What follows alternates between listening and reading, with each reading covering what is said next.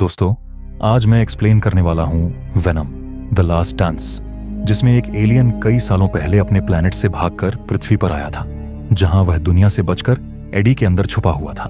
लेकिन उसमें एक ऐसी पावर थी जिसे हासिल करने के लिए मूवी का विलन उसके पीछे पड़ जाता है। इस दौरान हमें एक्शन, थ्रिल और सस्पेंस सब कुछ देखने को मिलता है, जहां इस मूवी का एंडिंग देख आप लोग रो देंगे। तो शुरू करते हैं इस कहानी को।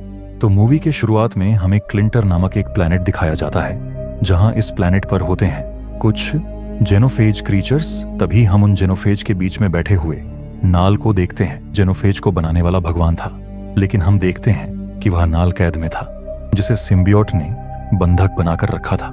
अब यह सिम्बियोट क्या है? सिम्बियोट भी एक एलियन क्रीचर है। इन्हें बनाने वाला और कोई नहीं, खुद नाल है। तभी नाल अपने बारे में बताता है। वह कहता है कि मैं नाल हूं, अंधेरे का देवता।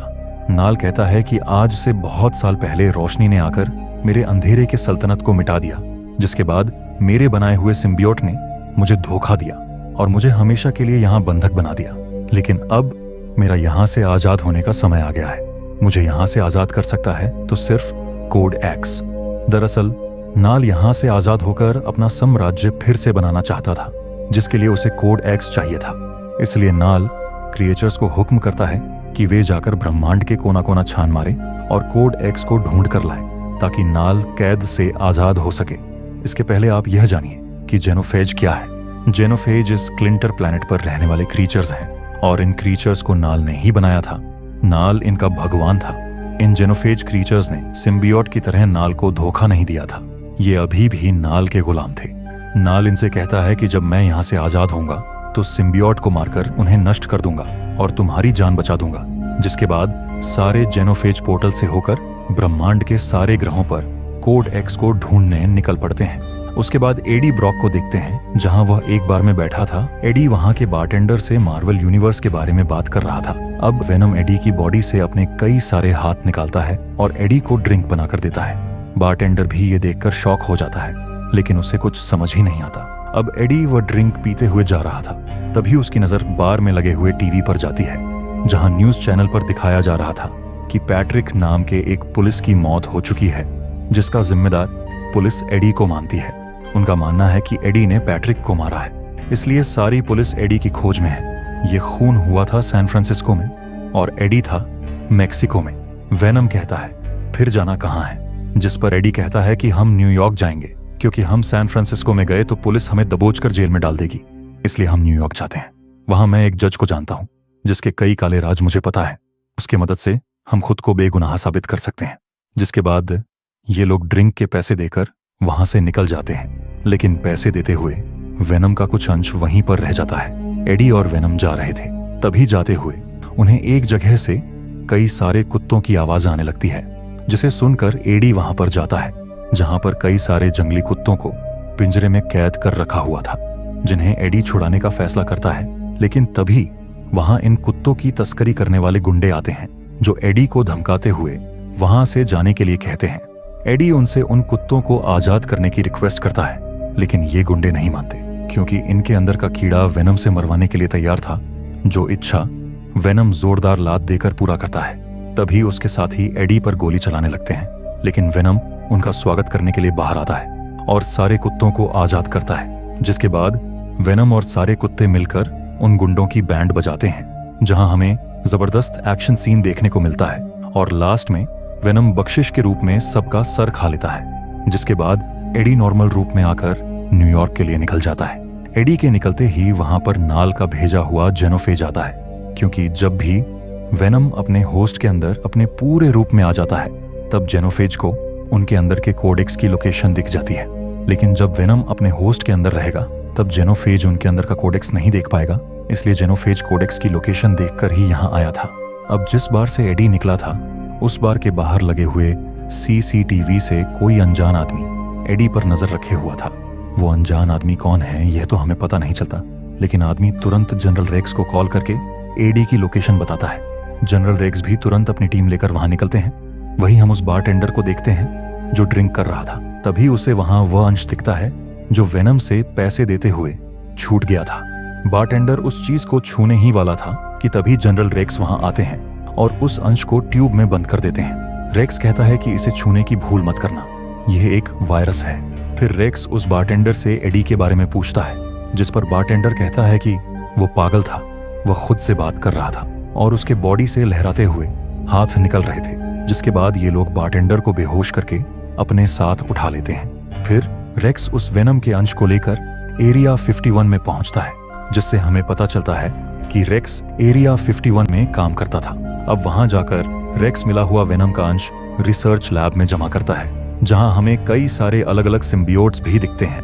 तभी हम डॉक्टर पैन को देखते हैं, जो एरिया 51 में काम करने वाली साइंटिस्ट थी। वो रेक्स को कुछ दिखाने के लिए अपने साथ ले जाती है, जहां रेक्स देखता है कि एक कमरे में पैट्रिक पुलिस ऑफिसर बैठा हुआ था, जिसे देखकर रेक्स कहता है, अरे ये मर गया था, ये वापस जिंदा कैसे हो गया? जिस पर डॉक्टर पैन कहती है, हमने इसके अंदर एक सिम्बायोट डाला है ताकि हम उन सिम्बायोट्स पर रिसर्च कर सकें। मतलब पैट्रिक मर गया था, उसके बॉडी के अंदर था तो सिर्फ सिम्बियोट। जहां डॉक्टर पान उसे पूछती है कि तुम सिम्बियोट धरती पर क्यों आए हो? जिस पर वह सिम्बियोट कहता है कि अपनी जान बचाने के लिए हम सब भाग रहे थे। यह सिम्बियोट नाल की बात कर रहा था, जिससे बचने के लिए ये लोग भागकर धरती पर आए थे। फिर वह सिम्बियोट कहता है कि लेकिन अब वो हमें पूरी यूनिवर्स में ढूंढ रहे हैं और हमारे मिलने के बाद वे हमें मार देंगे। यह सिम्बियोट जेनोफेज की बात कर रहा था।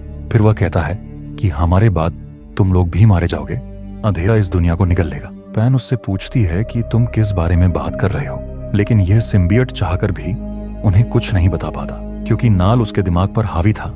क्योंकि नाल ने सिम्बियोट और जेनोफेज को ऐसा बनाया है कि उन सबके दिमाग एक दूसरे से जुड़े हुए हैं, और इसलिए इस सिम्बियोट को जेनोफेज के यहाँ आने का पता चल गया था। इसके बाद हम मेक्सिको से न्यूयॉर्क जाने वाली फ्लाइट को देखते हैं, जिससे एडी भी न्यूयॉर्क जा रहा था। लेकिन वह प्लेन के अंदर नहीं, प्लेन के ऊपर सवार था, क्योंकि वह पुलिस से बचना भी चाहते थे और उनके पास टिकट के लिए पैसे भी नहीं थे। इसलिए वेनम एडी को 30-35 हजार फीट पर उड़ने वाले प्लेन के ऊपर बैठाकर ले जा रहा था। एडी कहता है कि न्यूयॉर्क पहुंचने से पहले ही मर जाऊंगा। अब उसकी फटी हालत देखकर वेनम अपने रूप में आता है। तभी उस जेनोफेज को कोडेक्स की लोकेशन दिख जाती है। वह जेनोफेज तुरंत उड़कर उस प्लेन के ऊपर आ जाता है और वेनम पर हमला करता है।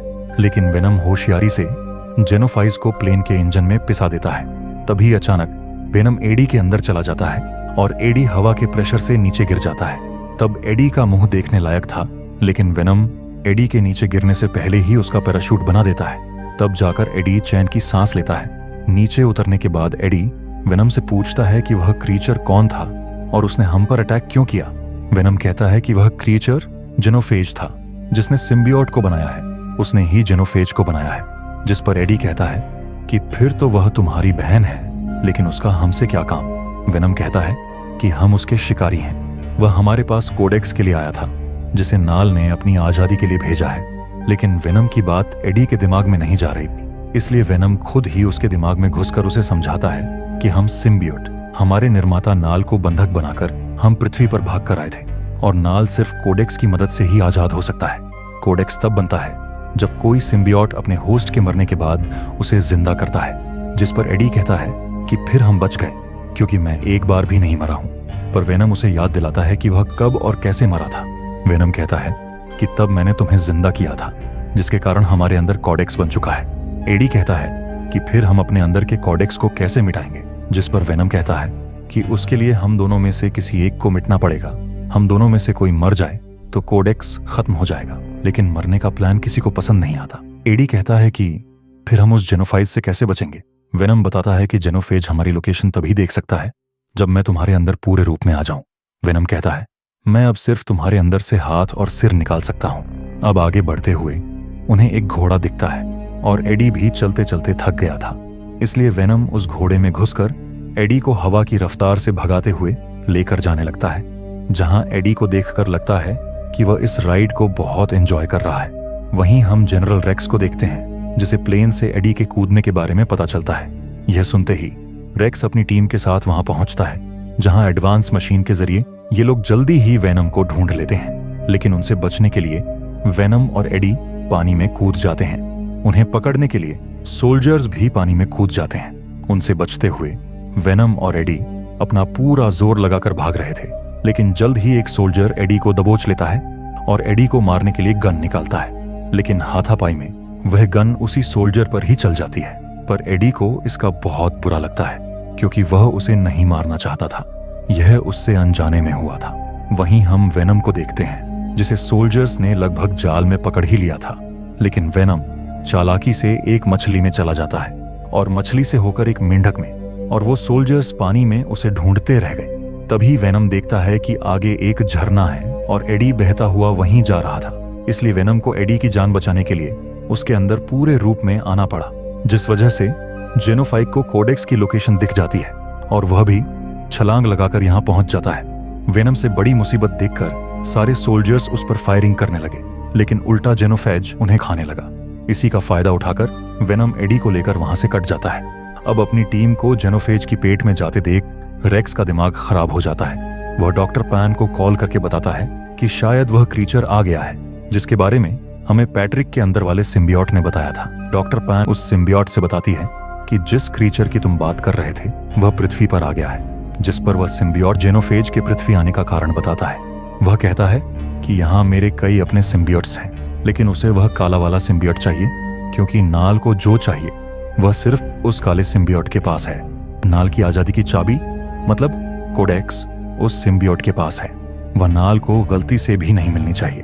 तभी डॉक्टर पैन कहती है, अगर वह आजाद हो गया तो क्या तुम्हारी नस्ल खत्म कर देगा? जिस पर यह सिम्बियोट कहता है, सिर्फ हमारी नहीं, तुम्हारी भी, इस पूरे ब्रह्मांड की। जनरल रेक्स कहता है, उसे हम रोक कैसे सकते हैं? पर यह सिम्बियोट कहता है, उसे रोकना नामुमकिन है। यह ब्रह्मांड नहीं था, वो तब से है, वो जैसे ही आजाद हुआ और खेल खत्म। रेक्स कहता है, फिर अब उसे कैसे रोके? जिस पर यह सिम्बायोट कहता है, उसे आजाद होने से रोको, उसे वो चाबी नहीं मिलनी चाहिए। जब तक वो काला सिम्बायोट और उसका होस्ट जिंदा है तब तक कोडेक्स सलामत रहेगा, पर उनमें से कोई एक मर गया तो कोडेक्स भी खत्म। इसलिए जनरल रेक्स फैसला करता है कि वो एडी को निपटा देगा। वहीं एडी जंगलों से खुद को कोसते हुए आगे बढ़ रहा था। एडी कहता है, मेरे हाथों किसी मासूम का खून हुआ है, लेकिन वेनम उसे कहता है, अरे वो सारे तेरी लेने के पीछे पड़े हैं और तू उनकी मौत का दुख मना रहा है। तभी एडी को अपने आगे एक कैंप दिखता है जिसमें एक फैमिली लंच के खाने की तैयारी कर रही थी। वो एडी को नंगे पांव देखकर उसे भला फकीर समझते हैं, इसलिए मार्टिन और उसकी फैमिली उसका वेलकम करके उसे खाना देती है, लेकिन वेनम उसे फेंक देता है। एडी कहता है, मैं न्यूयॉर्क जा रहा हूं, जिसे सुनकर मार्टिन कहता है, तुम पैदल कैसे जाओगे? मैं अपनी फैमिली के साथ न्यूयॉर्क के पहले आने वाला शहर मतलब लास वेगस जा रहा हूं। तुम्हें हम लास वेगस तक छोड़ सकते हैं, वहां से तुम चले जाना। जिसके लिए एडी भी मान जाता है। मार्टिन बताता है कि वो अपनी फैमिली को लेकर एरिया 51 में एलियन देखने के लिए जा रहा है, क्योंकि इन्हें एलियन देखने की चूल मची थी। वो एडी से पूछते हैं, तुम एलन को मानते हो? अब इस पर बेचारा एडी क्या कहे, उसके अंदर ही एक एलियन बैठा हुआ है। जिसके बाद ये फैमिली एडी को अपने वैन में बैठाकर लास वेगस के लिए निकल पड़ती है, जहां ये फैमिली अपना बेसुरा गाना गा रही थी, जिसे सुनकर वेनम भी गाने लगता है। एडी को न चाहते हुए भी जबरदस्ती गाने को एंजॉय करना पड़ता है। इसके बाद हम रात का वक्त देखते हैं जहां ये लोग लास वेगस पहुंच जाते हैं। वहां पर ये फैमिली एडी को ड्रॉप करती है और उसकी फटी हालत देखकर उसे चप्पल और $20 भी देती है, जिसके लिए एडी उनका शुक्रिया करता है। फिर वो फैमिली उसे अलविदा करके एरिया 51 में एलियन देखने निकल पड़ती है। तभी उन्हें वहां कोई इंसान स्टैच्यू ऑफ लिबर्टी बना हुआ दिखता है। वेनम एडी से कहता है, मुझे स्टैच्यू ऑफ लिबर्टी को एक बार देखना है, इसे देखना मेरा सपना था। एडी उसे वादा करता है, इस झमेले से निकलते ही हम दोनों वहां जाकर पार्टी करेंगे। इसे सुनकर वेनम खुश होता है, लेकिन पहले इन्हें यहां से निकलकर न्यूयॉर्क पहुंचना था। एडी के पास यहां से आगे जाने के लिए $20 के सिवा कुछ नहीं थे। तभी वेनम आगे पेरिस होटल को देखकर एडी से कहता है, हम कसिनो में जाकर जुआ खेलते हैं, मैं $20 के $20,000 बना दूंगा। इसके लिए एडी भी मान जाता है, लेकिन गार्ड उसकी फटी हालत देखकर उसे दरवाजे से ही भगा देते हैं। इसलिए गुस्से में वेनम अपने खोपड़े से उसका खोपड़ा खोल देता है, पर महंगे कपड़ों के सिवा अंदर एंट्री तो मिलने वाली नहीं थी। तभी उन्हें सूट पैंट पहना हुआ एक आदमी दिखता है, जिससे रिक्वेस्ट करके एडी उसके कपड़े मांगने जाता है, लेकिन वो के नशे में आदमी एडी के पैरों पर ही मूत्र विसर्जन कर देता है, जिस वजह से वेनम खुद को रोक नहीं पाता और एक रैपेटे में खेल खत्म। जिसके बाद एडी उसके कपड़े पहन लेता है और कैसीनो में एंट्री तो ऐसे मारता है जैसे कैसीनो में आना जाना उसका रोज का हो। अंदर जाते ही वेनम बिजली की रफ्तार से खेलने लगा, जैसे कि वो आज $20 को $20 लाख बना देगा। लेकिन लास्ट में जो $20 एडी को भीख में मिले थे वो भी नहीं बचते। तभी एडी की नजर मिसेस चेन पर जाती है, वही मिसेस चेन जिसे हमने वेनम 1 और वेनम 2 में देखी थी। एडी और वेनम से मिलकर मिसेस चेन बहुत खुश होती है। मिसेस चेन बताती है कि यहाँ से पैसा जीतकर उसने इस होटल में पेंट हाउस ले लिया है। इतने सालों के बाद मिलने पर मिसेस चेन उसे अपने पेंट हाउस में पार्टी करने बुलाती है। वही हम वापस उस अनजान आदमी को देखते हैं जो एडी पर नजर रखा हुआ था। एडी के होटल आने का पता चलते ही वो तुरंत जनरल रेक्स को इन्फॉर्म कर देता है, लेकिन रेक्स उस अनजान आदमी से रिक्वेस्ट करता है कि इस बार पूरे प्लान को मैं कंट्रोल करूंगा, जिसके लिए वो अनजान आदमी परमिशन दे देता है। वहीं हम एडी को देखते हैं जो पार्टी करने के बाद मिसेस चेन को अलविदा कहकर जाने लगता है, लेकिन मिसेस चेन जाने से पहले वेनम के साथ डांस करना चाहती थी, जिस पर एडी मना करते हुए कहता है पुलिस हमारे पीछे पड़ी है, हमें जाना होगा। लेकिन डांस का नाम सुनते ही वेनम के अंदर का माइकल जैक्सन जाग जाता है और मिसेस चेन के साथ मिलकर ठुमके लगाने लगता है। अब वेनम के रूप में आते ही जेनोफेज को इनकी लोकेशन दिख जाती है। वो तुरंत कूदते हुए वहां पहुंच जाती है। उसके आते ही वेनम छुप जाता है, जिस वजह से जेनोफेज कोडेक्स देख नहीं पाता और वापस चला जाता है। लेकिन वो गया ही था कि तभी जनरल रेक्स अपनी टीम के साथ आ जाता है। लोग वेनम और एडी को पकड़ लेते हैं। वहीं हम मार्टिन और उसकी फैमिली को देखते हैं जो आखिरकार एरिया 51 पहुंच जाती है। मार्टिन का सपना आज पूरा हो गया था, लेकिन किसी एक एलियन के दर्शन हो जाए इस उम्मीद में इनकी फैमिली किसी तरह अंदर जाकर एक टावर पर चढ़ गई। वहीं हम वेनम को देखते हैं जिसे एरिया 51 में लाकर बाकी सिम्बियोट्स के साथ कैद करके रखा जाता है। दूसरी ओर एडी को होश आता है जहां उसे किसी कमरे में कैद करके रखा था। तभी एडी अपने आगे वाले कमरे में पुलिस ऑफिसर पैट्रिक को देखता है। पैट्रिक को देखकर एडी शॉक रह जाता है क्योंकि उसने तो न्यूज में उसकी मौत की खबर देखी थी। लेकिन तभी पैट्रिक के अंदर का सिम्बियोट बाहर आता है और एडी को सारी घटना बताता है। वो सिम्बियोट कहता है कुछ भी हो जाए लेकिन नोल को कोडेक्स नहीं मिलना चाहिए। तभी वहां डॉक्टर पैन और उनकी असिस्टेंट सेडी एडी से बात करने आती है। लेकिन तभी वहां रेक्स अपनी पूरी टीम के साथ आता है और डॉक्टर पैन को धमकाते हुए कहता है कि अब इस सब का कंट्रोल मुझे मिला है। डॉक्टर पैन पूछती है तुम करना क्या चाहते हो, जिस पर रेक्स कहता है इन दोनों में से किसी एक को मार दिया तो कोडेक्स खत्म, इसलिए मैं इस एडी को निपटा दूंगा। डॉक्टर पैन ऐसा करने से मना करती है, लेकिन रेक्स एडी को बाहर निकालकर सीधा गोली मारता है।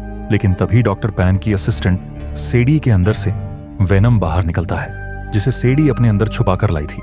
वेनम बाहर आते ही रेक्स को सुला देता है, लेकिन कोडेक्स की लोकेशन मिलते ही जेनोफेज पूरी लैब तोड़ते हुए वहां आ जाता है, जिसे देखकर सारे लोग भाग जाते हैं। इस तोड़फोड़ में पैट्रिक के अंदर का सिम्बियोट भी वो कोडेक्स को बचाने के लिए जेनोफेज से भिड़ जाता है और वेनम को वहां से भागने के लिए कहता है। वहीं वेनम सेडी से कहकर सारे कैद सिम्बियोट्स को आजाद करवाता है। वो सिम्बियोट्स बाहर आते ही कुछ लोगों से बॉन्ड हो जाते हैं। एक लैशर नामक सिम्बियोट सेडी के भी अंदर चला जाता है। ये सारे सिम्बियोट्स कोडेक्स को बचाने के लिए सब साथ मिलकर जेनोफेज पर टूट पड़ते हैं। जनरल रेक्स और सोल्जर्स भी जेनोफेज को रोकने में लगे थे, लेकिन जेनोफेज इन पर भारी पड़ रहा था। दूसरी ओर हम उस फैमिली को देखते हैं जो अब समझ चुकी थी कि उन्हें एलियन जैसा कुछ देखने को नहीं मिलेगा। उन्होंने तो ऐसा भी मान लिया था कि एलियन जैसी कोई चीज ही नहीं होती।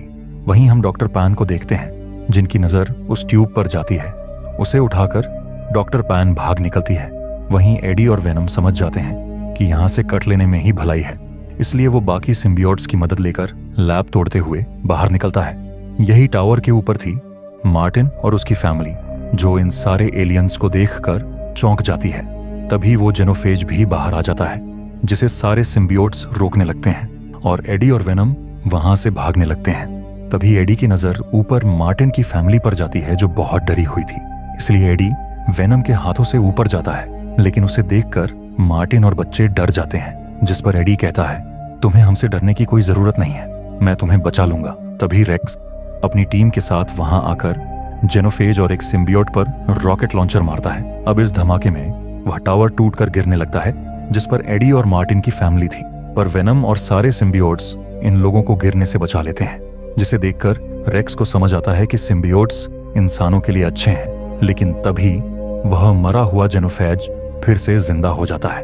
उस जेनोफेज को पता था कि अकेले से यह काम नहीं होगा, इसलिए वह नाल को सिग्नल भेजकर मदद मांगता है। नाल तुरंत अपने सारे जेनोफाइग को उसके पास भेजता है। वे सारे जेनोफाइग मिलकर तबाही मचा देते हैं। अब बाकी लोगों की जान बचाने के लिए एडी वेनम बनकर बाइक से भागने लगता है ताकि कोडेक्स की लोकेशन देखकर सारे जेनोफेज बाकी लोगों को छोड़कर उसके पीछे आ जाए। और ऐसा ही होता है। जहां लैशर और वेनम मिलकर एक एक जेनोफेज को मार रहे थे। तब तक रेक्स भी अपनी टीम के साथ बाकी जेनोफेज पर अटैक कर देता है, लेकिन वो जेनोफेज बहुत पावरफुल थे। उन पर गोली बारूद का कोई फर्क नहीं पड़ा। उल्टा वो जेनोफेज सारे सोल्जर्स को मार देते हैं, जिनमें रेक्स भी बहुत बुरी तरह घायल हो जाता है। लैशर भी उनके आगे टिक नहीं पाता और आखिर में मारा जाता है। एडी भी जेनोफेज से बचते हुए गिर जाता है। तब वेनम उसे घिसटते हुए कोने ले जाता है।